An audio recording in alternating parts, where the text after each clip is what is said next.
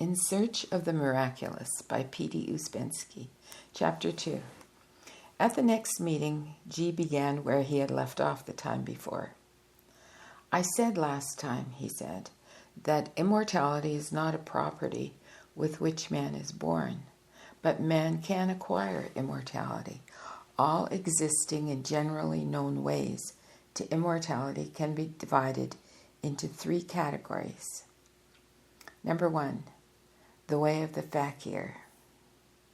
Number 2, the way of the monk. Number 3, the way of the yogi. The way of the fakir is the way of struggle with the physical body, the way of work on the first room. This is a long, difficult, and uncertain way. The fakir strives to develop physical will, power over the body. This is attained by means of terrible sufferings, by torturing the body. The whole way of the fakir consists of various incredibly difficult physical exercises. The fakir either stands motionless in the same position for hours, days, months, or years, or sits with outstretched arms on a bare stone in the sun, rain, snow, or tortures himself with fire, puts his legs into an ant-heap, and so on.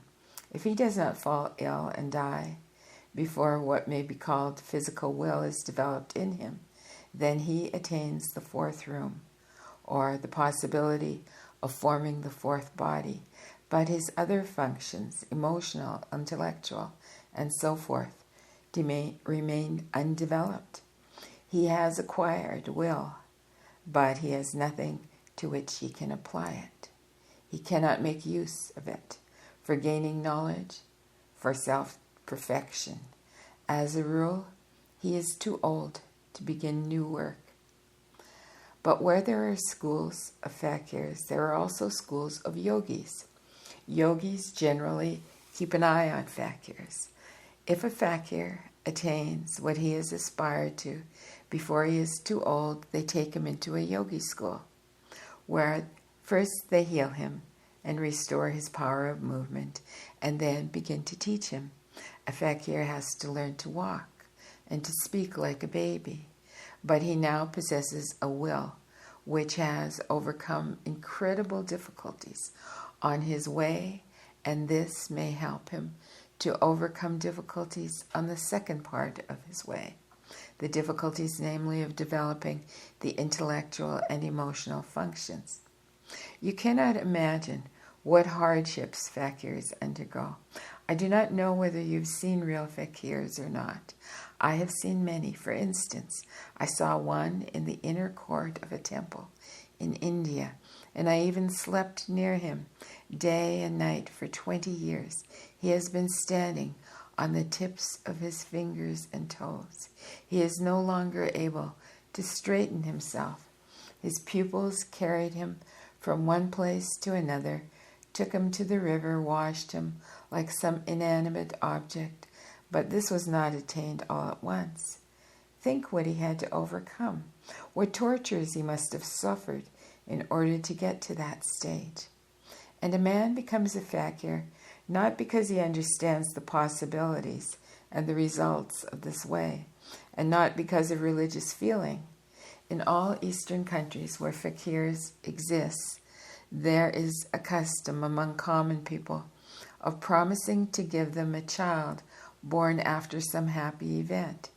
Besides this, fakirs often adopt orphans or simply buy little children from poor parents. These children become their pupils and imitate them, or are made to imitate them, some only outwardly, but some afterwards become fakirs themselves. In addition to these, other people become fakirs simply from being struck by some fakir they have seen. Being struck by some fakir they have seen. Near every fakir in the temples, people can be seen who imitate him, who sit or stand in the same posture. Not for long, of course, but still occasionally for several hours. And sometimes it happens that a man who went into the temple accidentally on a feast day and began to imitate some fakir who particularly struck him, does not return home anymore, but joins the crowd of that fakir's disciples, and later in the course of time becomes a fakir himself. You must understand that I take the word fakir in quotation marks. In Persia, fakir simply means beggar, and in India, a great many jugglers call themselves fakirs. And Europeans, particularly learned Europeans, very often give the name fakir to yogis, as well as to monks of various wandering orders. But in reality, the way of the fakir, the way of the monk, the way of the yogi are entirely different. So far, I have spoken of fakirs. This is the first way. The second way is the way of the monk. This is the way of faith, the way of religious feeling, religious sacrifice. Only a man with very strong religious emotions and a very strong religious imagination can become a monk in the true sense of the word. The way of the monk is also a very long and hard way. A monk spends years and tens of years struggling with himself, but all his work is concentrated on the second room, on the second body, that is, on feelings, subjecting all of his other emotions to one emotion, that is, to faith. He develops unity in himself, will over his emotions, and in this way he reaches the fourth room. But his physical body and his thinking capacities remain undeveloped. In order to be able to use what he has obtained, he must develop his body and his capacity to think.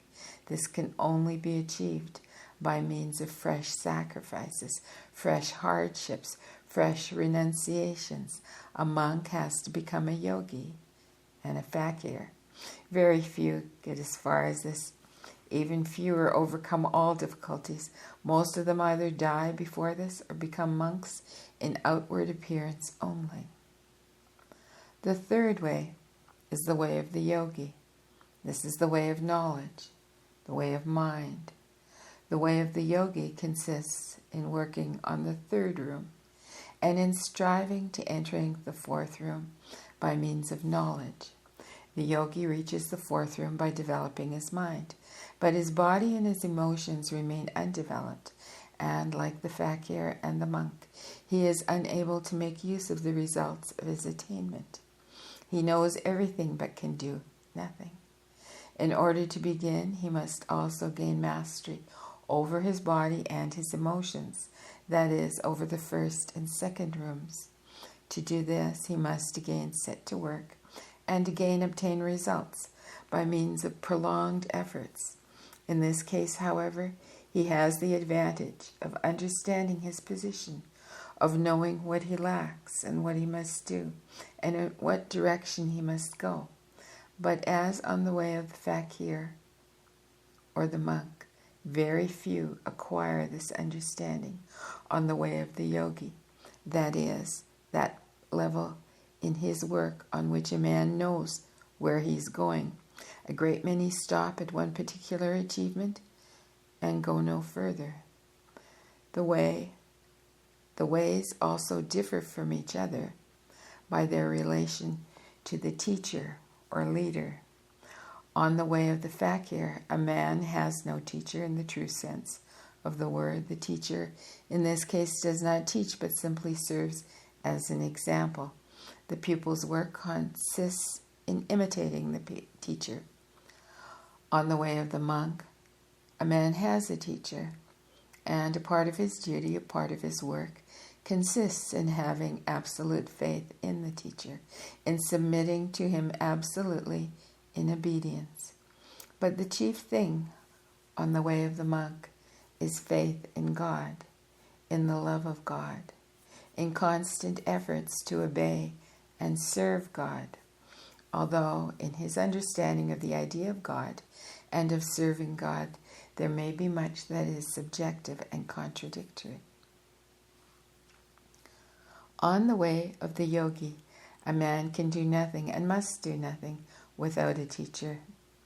In the beginning, he must imitate his teacher, like the fakir, and believe in him, like the monk. But afterwards, a man, on the way of the yogi, gradually becomes his own teacher.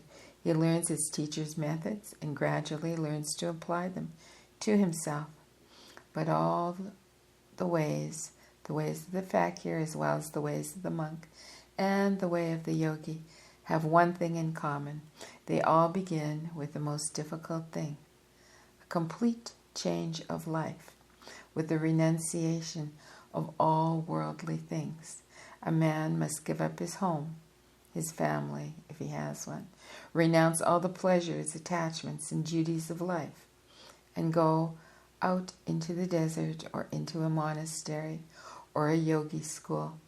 From the very first day, from the very first step on his way, he must die to the world. Only thus can he hope to attain anything on one of these ways.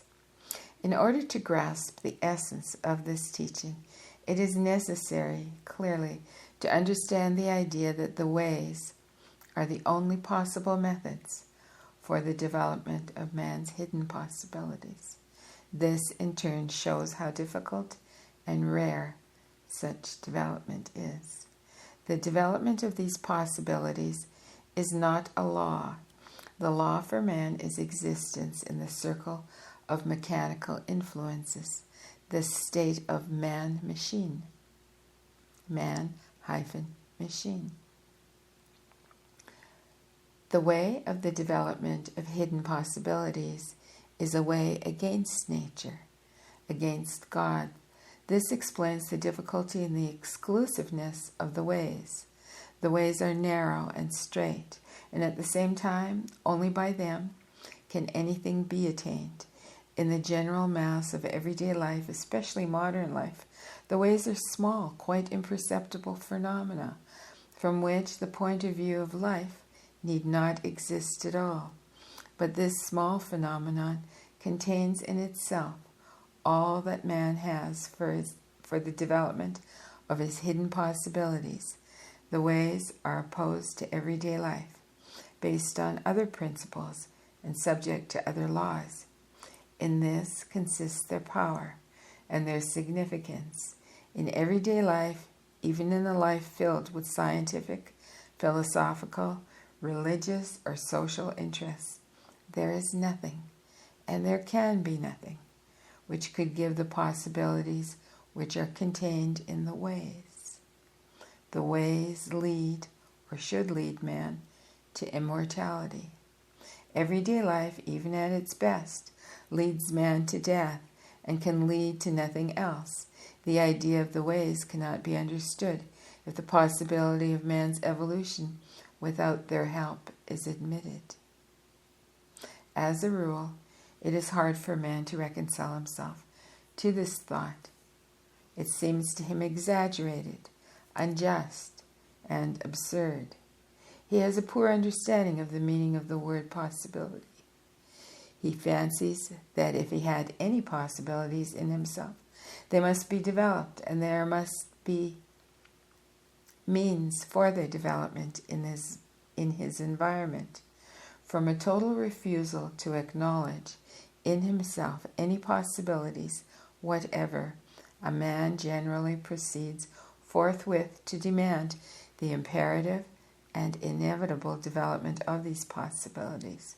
It is difficult for him to accept the thought that his possibilities may remain altogether undeveloped and disappear, and that their development, on the other hand, requires of him tremendous effort and endurance. As a matter of fact, if we take all the people who are neither fakirs, monks, nor yogis, and of whom we may say with confidence that they will never be either fakirs, monks, or yogis, then we may say with undoubted certainty that their possibilities cannot be developed and will not be developed. This must be clearly understood in order to grasp all that follows. In the ordinary conditions of cultured life, the position of a man, even of an intelligent man, who is seeking for knowledge is hopeless, because in the circumstances surrounding him, there is nothing resembling either fakir or yogi schools, while the religions of the West have degenerated to such an extent that for a long time there has been nothing alive in them. Various occult, mystical societies, and naive experiments in the nature of spiritualism, and so on, can give no results whatever. And the position would indeed be hopeless if the possibility of yet a fourth way did not exist. The fourth way requires no retirement into the desert, nor does it require a man to give up and renounce everything by which he formerly lived. The fourth way begins much further on than the way of the yogi. This means that a man must be prepared for the fourth way, and his preparation must be acquired in ordinary life and be a very serious one, embracing many different sides. Furthermore, a man must be living in conditions favorable for work on the fourth way, or in any case, in conditions which do not render it impossible.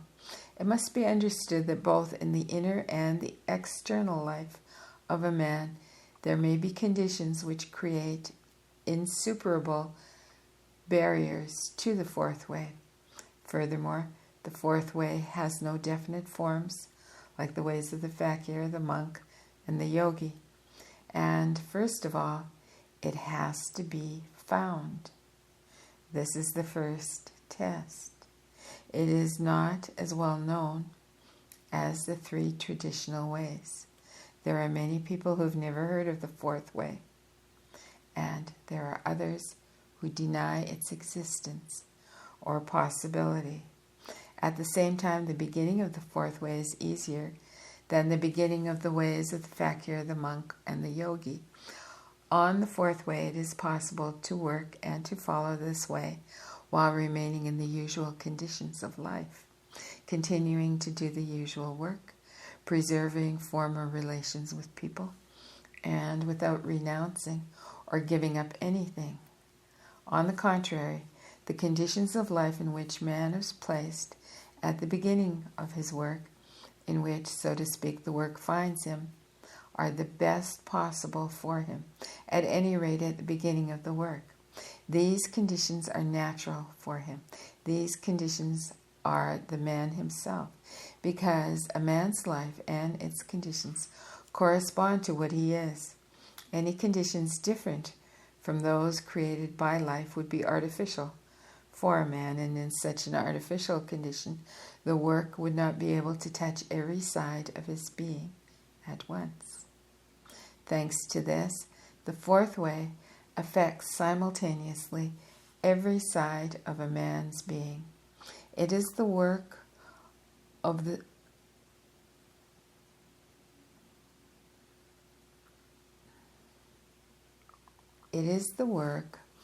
or the three rooms at once. The fakir works on the first room, the monk on the second, the yogi on the third. In reaching the fourth room, the fakir, the monk, the yogi leave behind them many things unfinished, and they cannot make use of what they have attained because they are not masters of all their functions. The fakir is master of his body, but not his emotions or his mind. The monk is master of his emotions, but not of his body or his mind. The yogi is master of his mind, but not of his body or his emotions. Then the fourth way differs from the other ways in that the principal demand made upon a man is the demand for understanding. A man must do nothing that he does not understand, except as an experiment under the supervision and direction of his teacher. The more a man understands what he is doing, the greater will be the results of his efforts. This is a fundamental principle of the fourth way. The results of work are in proportion to the consciousness of the work. No faith is required on the fourth way. On the contrary, Faith of any kind is opposed to on the fourth way.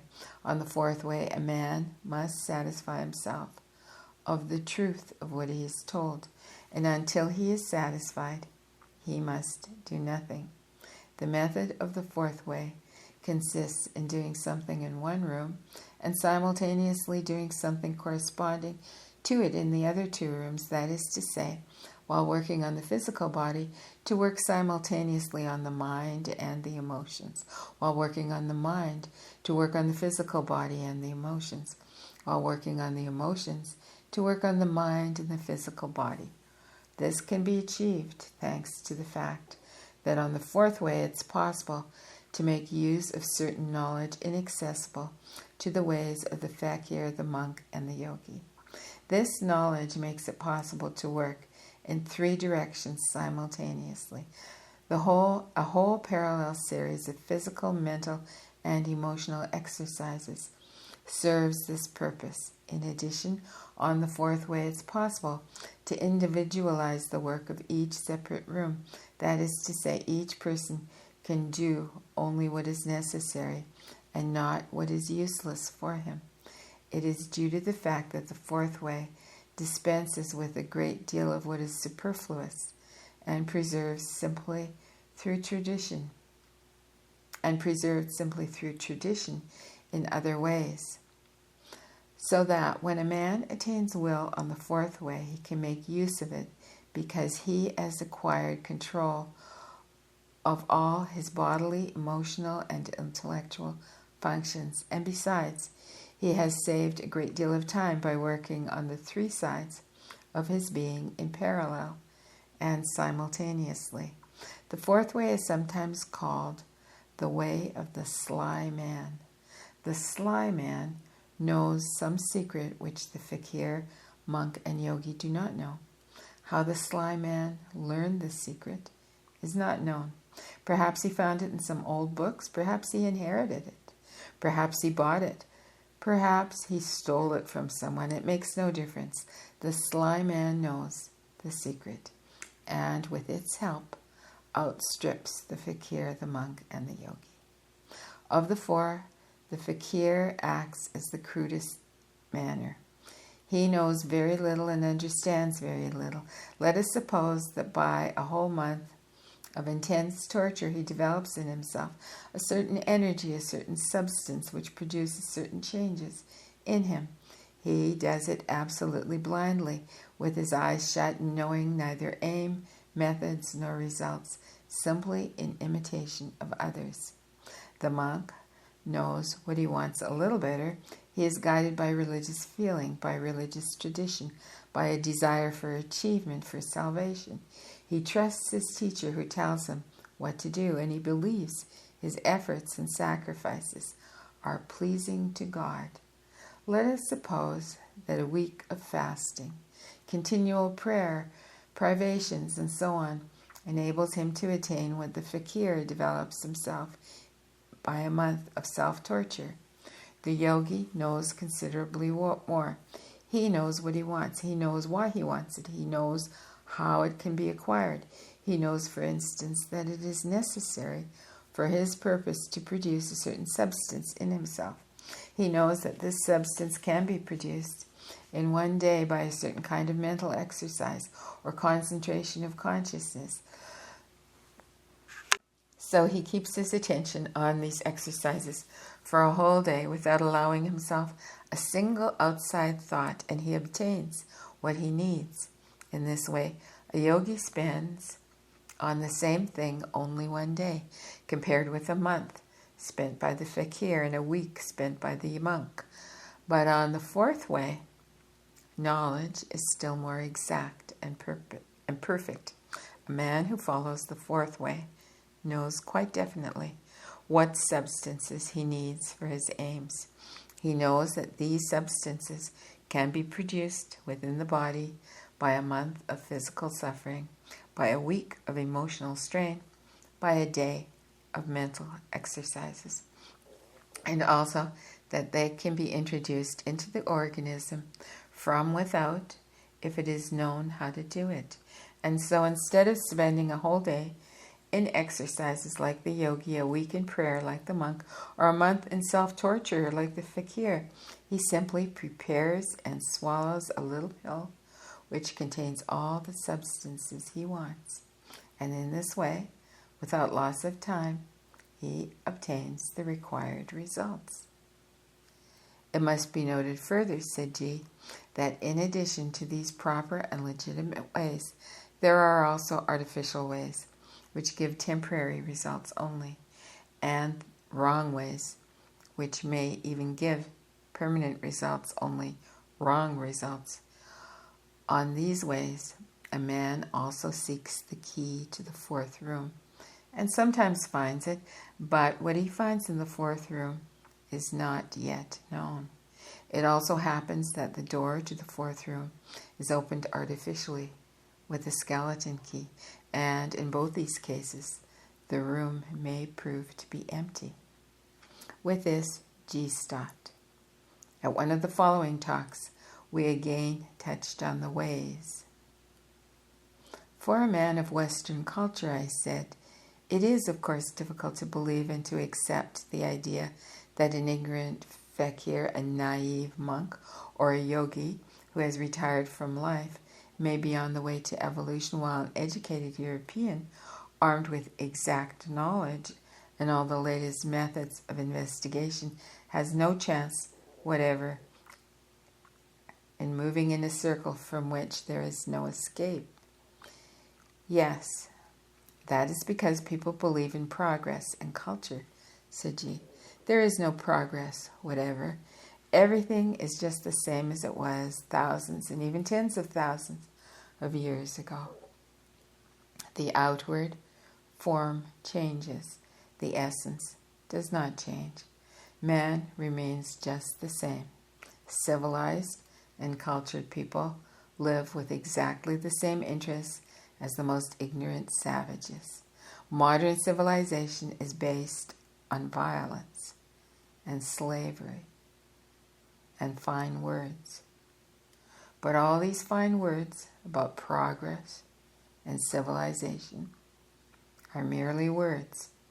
This, of course, produced a particularly deep impression on us because it was said in 1916, when the latest manifestation of civilization in the form of a war, such as the world had not yet seen, was continuing to grow and develop, drawing more and more millions of people into its orbit. I remembered that a few days before this talk I had seen 2 enormous lorries on the Latini loaded to the height of the first floor of the houses with new unpainted wooden crutches. For some reason, I was particularly struck by these lorries. In these mountains of crutches for legs which were not yet torn off, there was a particularly cynical mockery of all things with which people deceive themselves. Involuntarily, I imagined that similar lorries were sure to be going about in Berlin, Paris, London, Vienna, Rome, and Constantinople, and as a result, all these cities, almost all of which I knew so well and liked, just because they were so different and because they supplemented and gave contrasts to one another, had now become hostile, both to me and to each other, and separated by new walls of hatred and crime. I spoke to our people about these lorry loads of crutches and my thoughts about them at a meeting. What do you expect? Said G. People are machines. Machines have to be blind and unconscious. They cannot be otherwise, and all their actions have to correspond to their nature. Everything happens. No one does anything. Progress and civilization, in the real meaning of these words, can appear only as a result of conscious efforts. They cannot appear as the result of unconscious mechanical actions. And what conscious effort can be in machines? If one machine is unconscious, then 100 machines are unconscious. and so are 1,000 machines, or 100,000, or 1,000,000. And the unconscious activity of 1,000,000 machines must necessarily result in destruction and extermination. It is precisely in unconscious, involuntary manifestation that all evil lies. You do not yet understand and cannot imagine all the results of this evil, but the time will come when you will understand. With this, so far as I remember, the talk ended.